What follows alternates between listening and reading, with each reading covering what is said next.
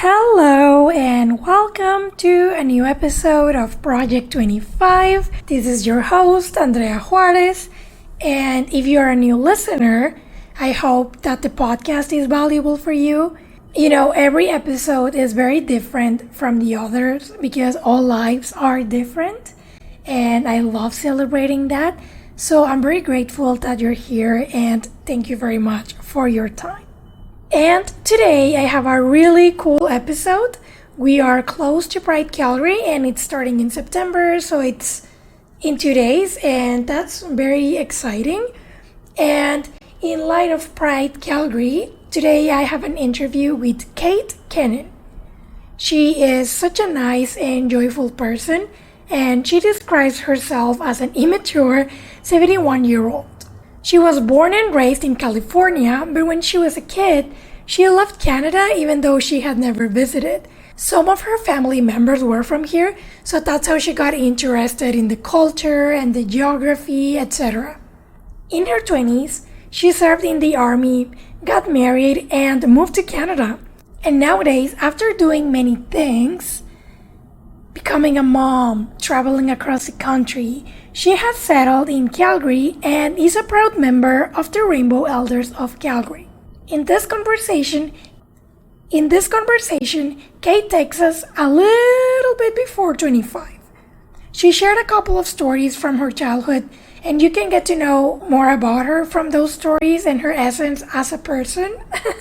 And, she told us about how she disrupted the status quo in some ways, and shared a little bit about her 20s and her advice for the new generation of 20-somethings.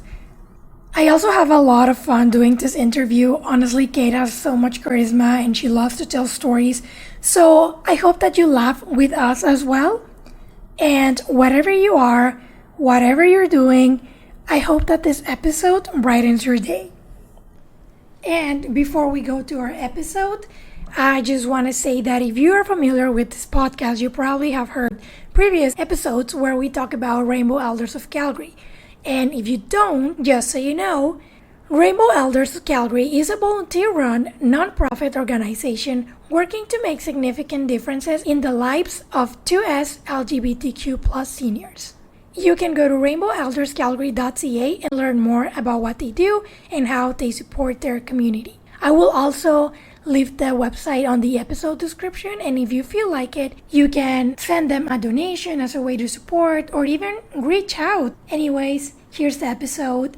Thank you for listening. Project 25 was born out of the obsession that we have of figuring things out. Being a 25-year-old or a 20-something is weird because it's fun, confusing, and exciting all at once. It's an age where we realize that maybe the goals we had for ourselves weren't really ours to begin with. An age of tons of learning and unlearning, and an age of frequently asking ourselves, what am I doing? And that leaves us with a lot of uncertainty. I'm Andrea Juarez, and I created this project after hitting my quarter-life crisis. I decided to look for answers and ask my family members, friends, and people I admire about their experiences being 25. What has changed, what they've learned, and their advice for the new generation of 20-somethings. There is a lot to live and learn, and I am a firm believer that listening is a powerful tool. Even if all the answers are within us, by listening to others, we can feel understood, but also reflect on ourselves, learn, and think about what we want for our present and for our future.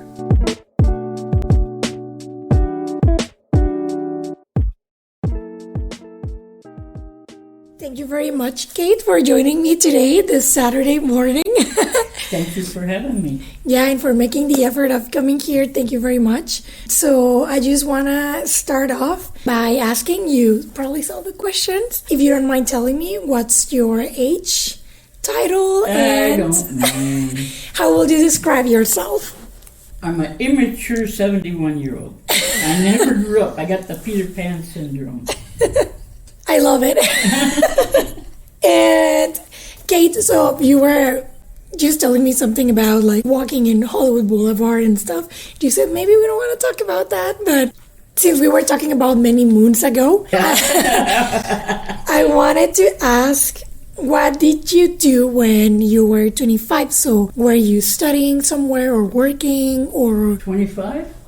Well, I had just not long out of the Army because I grew up in the States, California. And when I grew up, it was different. We didn't have smog alerts or any of that. But I was affected by smog, even though you couldn't see it. And you could actually see the mountains in where I grew up, in kind of a suburb, I guess you would say, of LA. It was Highland Park. And it's right near, well, it's sandwiched with Glendale, Eagle Rock. None of these would make sense to most people. We used to walk to the Rose Parade in South Pasadena. Sorry. And that's how, and Hollywood was close by and things like that. But anyway, so my grandmother, came from Nova Scotia. And her husband did too, except I never got to meet my grandfather because he died when my mom was a kid.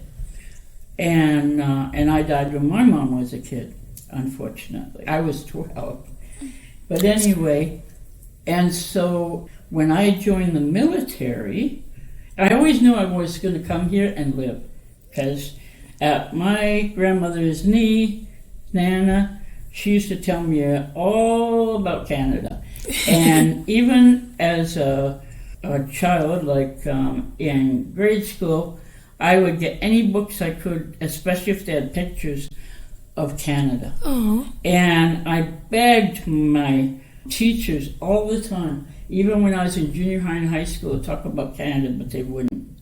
We hit on Canada once, and it was just one little story, and that was it. And I'll never forget the story, but it ticked me off and I said, why can't we talk about Canada? And their thought was, it's not part of the United States. And it's not, what did they say, not significant. I thought, what do you mean it's not significant? And then this really got me. One of my teachers said, someday there'll be a state. Oh my God. I know. Oh my God. I said, it's a country. How can it become a state? Well, it'll just be a big state, or maybe they'll slice part of it up and then make it a couple states. They knew nothing, and they were teachers. Oh my God. But anyway, and it really ticked me off. I didn't want Canada to become part of the States because I hated the States. Especially after I served in the military. Yeah. But I never was a fan. And I got in trouble because when I was in elementary school, or whatever you want to call it, I didn't want to say Pledge of Allegiance. And I was young, I don't know, 8. That is weird. My boyfriend, he went to school in Texas for a bit, and they had to pledge allegiance to the flag of Texas, but every day. And I'm like, that is, I am originally from Mexico, and I was like, that is so weird. In Mexico, we only do that once a week or something. Oh yeah. Yeah. Well, I grew up in California. Yeah, a lot of Mexicans in California. Even in my family. Yeah. Oh yeah. Yeah. But anyway, yeah. So I was 9 or 10, and I didn't know anything about protesting. I just didn't want to say it. And it became a big deal because I went down to the principal's office. I had to. And the principal said I had to say it. And he said, because you're an American and you have to pledge allegiance to the flag. I said, why? You're an American. And I said, but my allegiance isn't to a flag. He said, you don't even know what that means. I said, I think I do. You want me to die for my country if I have to go to war. Oh my God. And he said, girls don't go to war, so don't worry, unless you become a nurse. And I said, I'm not going to become a nurse, but if I had to go to war, I will fight. If I have to, if it's a good reason. but I'm not going to say allegiance to a flag. Well, I called my mom. And I was worried. I didn't know what my mom was going to do, but she told him if I didn't want to pledge allegiance to the flag, then maybe just leave me alone. She said she's a different child, and she's a good child. But if she believes she doesn't want to pledge allegiance to the flag, can't you let her be? And he said, no, everybody has to. My mom said, no, I don't think so. Oh my God. And now that was something else in those days for the mom to do that. But she backed me up, or tried. So there was a little thing in the paper about it. Oh my God. Yeah. That I was, what did they say? Child refuses to pledge allegiance to that I was taking a stand against being a true American and not saying Pledge of Allegiance. Oh my God. Yeah. And I thought, that's not it. You don't get it. And I told my teacher that, and she goes, I think the best thing is just, I won't say anything, just hold your hand over your heart and lip sync, you know? Yeah. Like, same way they had me singing. Because my voice was a lot deeper. But anyway, that's what I had. But thank God, when I was in there, well, it depends on what school, but ours, you started junior high, we called it. Yep. Middle school. Yep. In 7th grade. Yep. Anyway, and so then it was forgotten about. And thank goodness we didn't do the Pledge of Allegiance, and you didn't do it in any other class. Oh, okay. I think some schools did, but, or maybe our teacher was lazy, I don't know. But you kept the same one. Anyway, so I didn't have to say it, and that was a good thing because I wouldn't have. Yeah. So, but yeah, it was a different time. Yeah, and that was when you were in elementary. Yeah, and when junior. I took a stand. Yeah. I didn't know that I just didn't want to say allegiance to a flag. Yeah. And actually, I didn't want to be American. I wanted to be Canadian. Yeah. But my mom wouldn't move. Yeah. She'd never even been to Canada. It Yeah. was her mom that was born in Canada. Yeah, and her father. And Kate, when you were 25, what were your hobbies, or where did you spend? When I was 5? 25. Oh, 25. Oh, I was going to say, you want to know 5? Yeah. Because that was terrible. I ended up getting in trouble then, too, for kissing girls. I was chasing them like the boys were. We were all chasing them.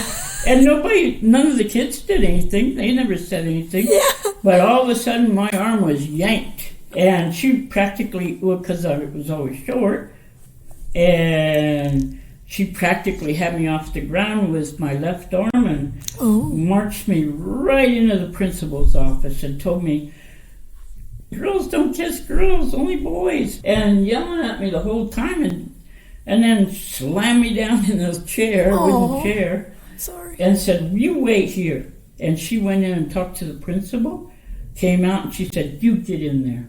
And she said, that was nasty. And I was like, uh-oh, what did I do?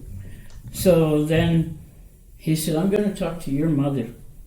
I don't ever want to see a display like that again. That's a very, very bad thing. And I said, why? Because I didn't know. And he said, because girls kiss boys and boys kiss girls. But girls don't kiss girls and boys don't kiss boys. And I thought, okay. And so when I got home, I was not happy. My mom worked, so I didn't hear from her until later. I don't know why I was scared. My mom never hit me or, she was very, very kind in that. And I don't even think she ever yelled at me. And when she did, it wasn't, she never raised her voice, but when she was really, really mad, and it was never at me, thank goodness, she would say, we were Catholic, yeah. She would say, Mary, Joseph, and Jesus, or something like that. Or Joseph, Mary, and Jesus, I guess. But anyway, that was the extent of her swearing. And, she read that Bible every day. But I was thinking, oh boy. So when she came home and she was changing her clothes, she asked me to come in with her, and she said, I got a call from the principal. And I just looked down at the floor, and she said, so, you were kissing girls. Why were you kissing girls? And I said, because I didn't want to be known as nasty. Yeah, and they said because like... the boys were doing it. I didn't want to say that I liked it. Yeah. And she said, you never kiss a girl unless it's a relative and you kiss them on the cheek. And I said to her, but why? And she said, because you'll go to hell. And then she raised her voice, and I was like, oh. And I didn't want to go to hell, but I always wondered if there really was a hell.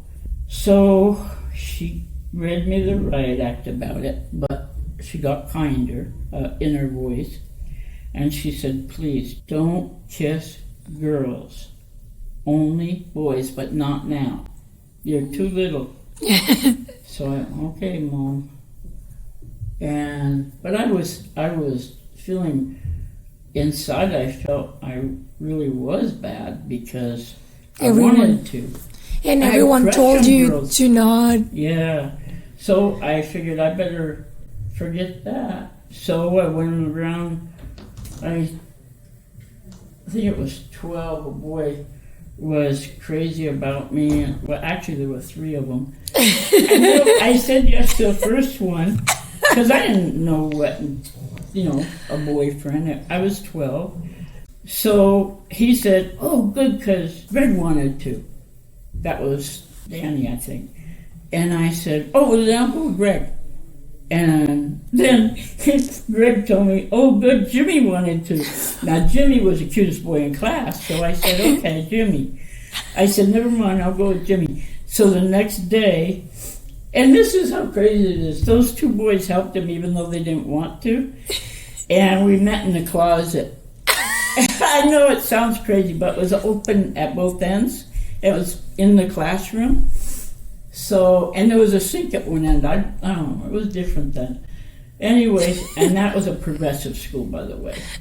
We even had a buzzer, and you would have a monitor that went and pushed the button, because it had a button on top and a button on the bottom, and when they'd buzz, you got to push whichever one was out. Okay. And then you go down to the office and get whoever's monitor for the week goes down and gets the message. And anyway, so we were in the closet there, and he says, you gonna be my girlfriend? I said. And he said it real quiet. And I said, yeah. And he said, good. And then we went back to our desks. It was crazy, but we're kids. What did I say? Yeah, 12-year-old. And it was really weird because when we walked, he walked a different way to go to my house because he always walked me home and made sure he had my books. Or if I had any, I usually didn't bring any homework home. I didn't like school. Anyway, him and Greg and Danny were all walking with us. It was weird. And at first, he was too scared to hold my hand, so, it was crazy. But that's kids. Yeah. Well, at least in my day. Now it's a little different. Yeah. But, that was the way it was. And we lasted for a whole 2 years. Wow. And my sister took us to the drive-in, and that was the end of it. So that was when you were in junior high, right? But when you were like 25, where did you spend your time in? Like, were you working or like studying, or did you have any hobbies? Studying? No, I didn't know it, but I had dyslexia. So reading was very, very hard for me. Oh, okay. But I did it. Then they would get jumpy around and inside out or whatever you call it, and my numbers too. They still do. I'm not real strong reader. Yeah. Like I wanted to be, or right. Like I love to tell stories, Yeah. but I can't. I want to write them, but I can't write the letters properly, and it's so hard for me to get through it. I wrote a bunch of stories like on typewriter, and then later on computer, but I can't. I have trouble with the grammar and everything. I know how it should be, but I don't know how to do it. I don't know if that makes any sense. Yeah. But anyway, so at 25, I was a wannabe writer. I wanted to do acting too, but I went on one audition and realized there's no way. Auditions are so embarrassing. Well, the thing is, I thought it was going to be like a stage and you get up on it and everything, and so then I'd be able to ignore them. Yeah. No, not my audition anyway. It was in a room Full of people. and I think there were 3 people there, and they gave me a paper to look over and read. I had like 10 minutes or something, but it took me all that time to try and even read it. So I got the gist of it, but I couldn't remember the words or anything. Yeah. And I was scared. Oh, I was so scared because you're looking right at these people. So I did my best and stumbled in a couple places. And they were watching me. I mean, I could have, let go of everything right there. What did they say? Blew my cookies or something? Yeah. And I was so horrible. And they said, thank you. And I said, I didn't get it, did I? And they said, no. It would have been perfect for me because it was in a kids show.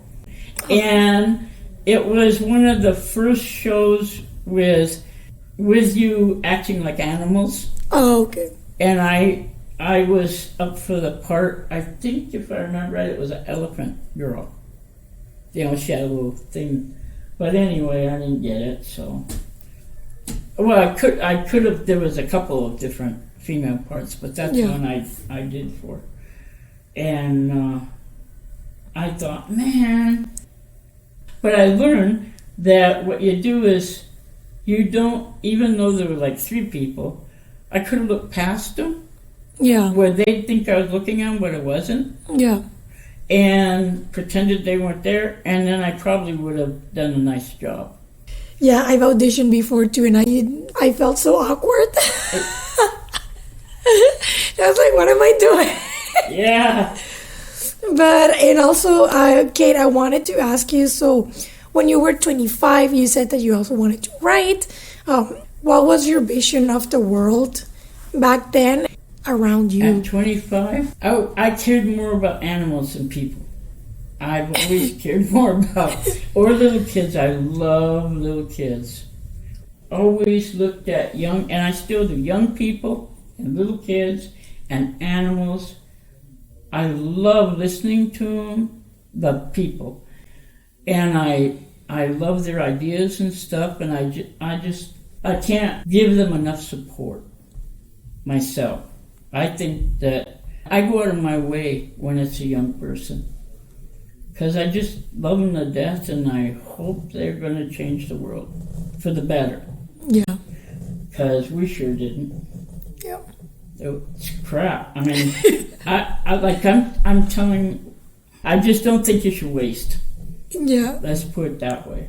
And at that time, I wanted kids, but I didn't think I would ever have any because I wasn't really into the guys that much. I mean, I dated a lot for looks. Well, like Jimmy, he was the cutest boy in the class. When I was young, I guess I must have had something that they liked because, so I didn't have to look far for suitors. They were always right there. And some women too, but I was chicken. Because I didn't want to go to hell. I still had that in my brain. And then a friend of mine said, "You won't go to hell." That they say in the Bible? First of all, remember there's a lot of translations. And she said, besides, if you read it, it was anybody that wasn't true to one. Like they talked about, they said men and women with women, and men with men, but it says also the promiscuity of heterosexuals. It's all the same. It's lumped together. Yep. So that doesn't say you can't be with whoever you desire, as long as it's a monogamous relationship. And how old were you when your friend said that? Around 25. 25, yeah. Yeah, 26, 25. I got married at 27, so mistake. Boy, that was a big mistake.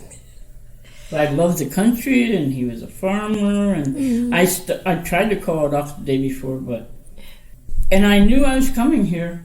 So out of the army, and not into the frying pan, into Canada. And now that I love it. I'm a citizen, and I've been here most of my life. That's because I amazing. was, young. It was a Canadian I married. Yeah. Was he from Alberta? Because you said he was a farmer. He was from Manitoba. Oh, okay. And now that you were just saying that, I wanted to ask, from when you were 25 to this day, what has changed in the world, in yourself, and in your environment? Hey, come on. The world, we didn't have cell phones. We didn't have computers. Not at home, anyway. They had a big computer bank, I think, or something. We always heard about it. And we thought our imaginations went wild. Ooh, it can talk to you, and so it must be, later on. And because that's what the impression we got. Yeah. Whether it was that way, I don't know. I doubt it now that I know what I know. They probably just had printouts, and they probably were those long paper things. I don't know. But at the time, all these illusions, like we were thinking Disneyland, Yeah. At Disneyland, according to them, when you went, you saw a phone that had a screen kind of like a TV, and you talked to other people, and we were like, whoa. So we had pictured things the way Walt Disney did. Yeah. And there was supposed to be monorails everywhere, little flying cars that hovered, Yeah. like the Jetsons. That's what we thought. It wasn't to be. It was a long time coming. And then finally, the first cell phones, they were big, and I had one. Yeah. I was so happy. I had a big, it looked like kind of like old-time walkie-talkie. Yeah. A big thing that, and then you can charge it in your car. Oh, it was terrible. That bulky thing, and you'd see people walking around. With their brick. When you go to town, like I lived in the country. I think my thinking is kind of mixed up like a lot of different religions, mixed in one. But I believe Jesus was on earth. I mean, there's proof. But I think myself, he was a man that used more brain than we do. Mm-hmm. Everybody knows that our brain is very powerful. Yeah. And that we only use a small percentage. And I think he used a lot more, and that's why he was able to do what he did. And I don't know if all those things that they say were exactly as they said, because he did speak in parables, and they talk about the loaves of bread going so far in that. I think the nourishment to the body wasn't that. Nourishment to the body was they feasted on what he told them. That's my belief. I'm not saying for anybody else. I'm not saying because it's not a religion. Yeah. Just what I think myself. Yeah. I was coming 26, and then I got pregnant, and by the time I had her, I was 27. Oh, okay. I'll tell you, I thought it was bloody cold here. Yeah, that was like the part that your nana didn't tell you. Yeah, no, she left that out. But I did read it, and I didn't think there were Eskimos all over with igloos everywhere.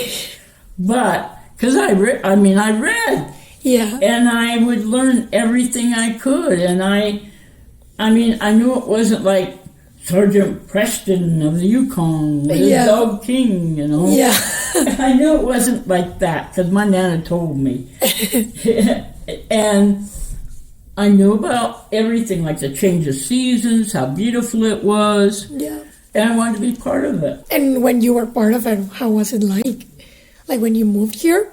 Yeah. And how it was bloody cold at first. And Kate, I want to ask you, from when you were 25 to this day, what are your beliefs now compared to when you were 25?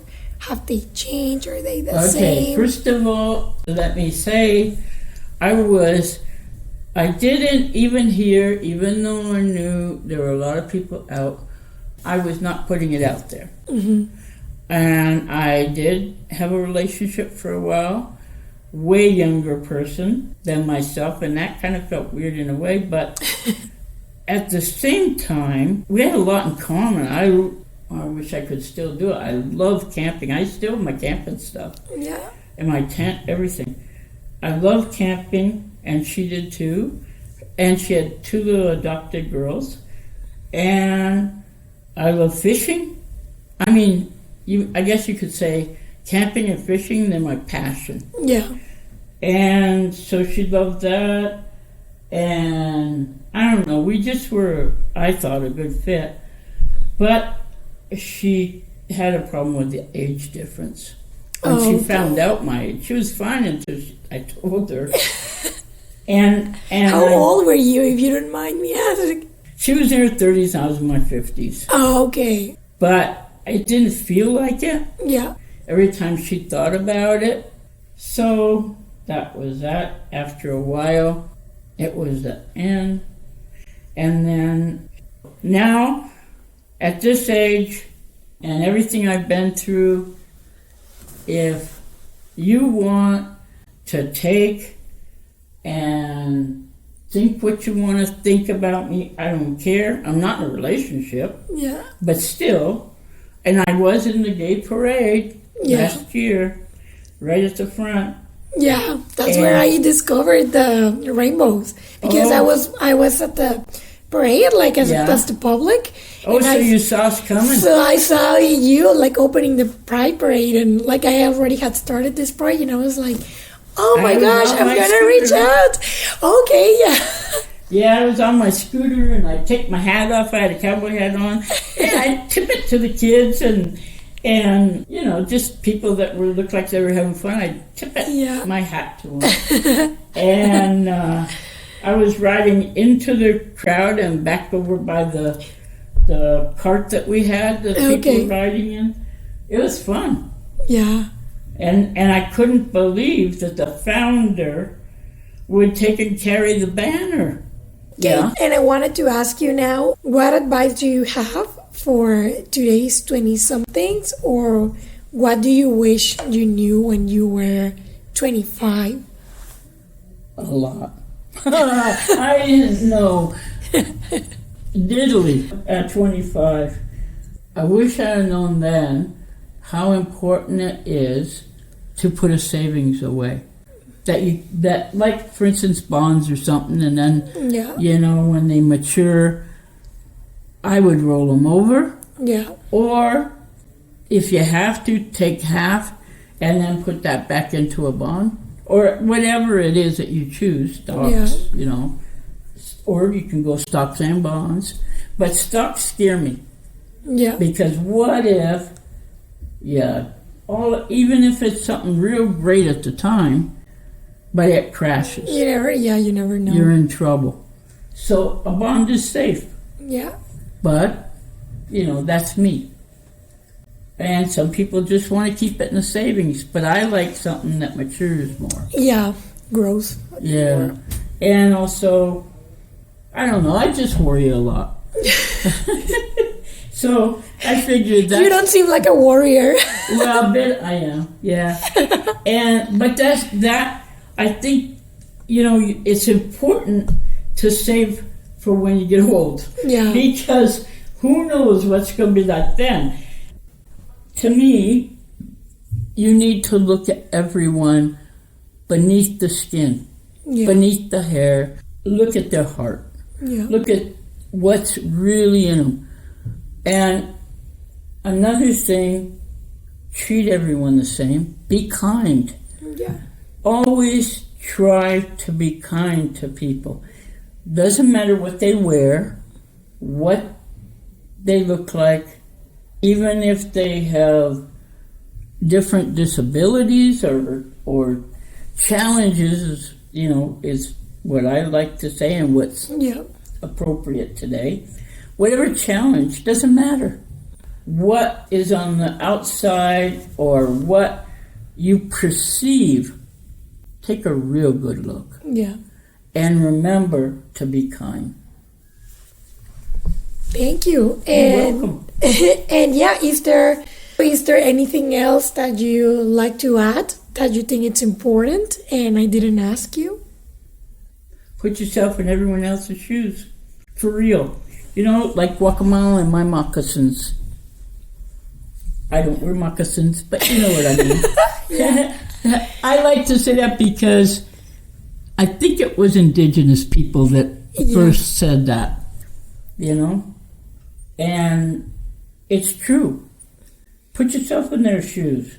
Don't take what somebody else says, and it's just like, okay, a lot of times you're gossip in an apartment building.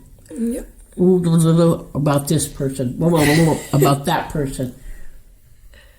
Don't believe anything until you see it for yourself. Yeah.